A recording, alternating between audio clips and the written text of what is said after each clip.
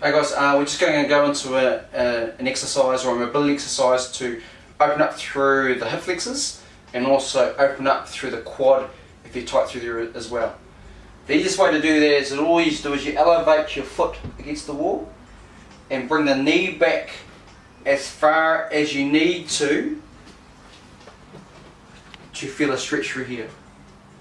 Okay, so the main points is when you come into the stretch, firstly, bring your foot back, come to a position where you can feel a stretch through the quad. Slowly bring the opposite leg forward and a position where you're comfortable. Now I'm using a bench to assist me through that setup.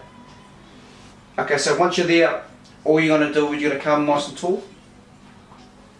And all we're going to do is we're going to use the hips to drive us forward.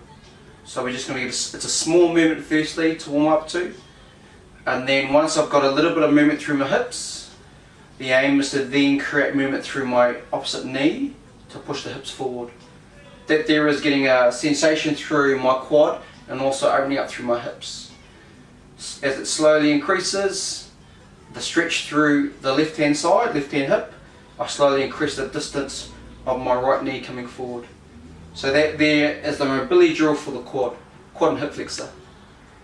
Okay, once I've got that going, I can then look for support and I can push forward slightly more and start integrating the thoracic into it as well and really opening up through that hip.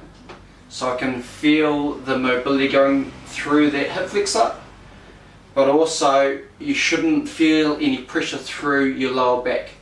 If you are feeling pressure through the lower back, decrease the range. That range isn't good for you at the minute. Okay, so once I've done that, keep increasing the stretch. If I want to, I can change the range in my knee so it's closer to my knee, it's closer to the wall. Come back slightly more, adjust my foot,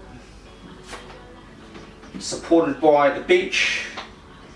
My opposite foot is in front of the knee and I push forward even more. So that's getting a really big stretch through my hip flexor. Same again, no pressure through the lower back will decrease the range. Once you get a bit of mobility on there, get the thoracic into it so we get integrating both lower and upper.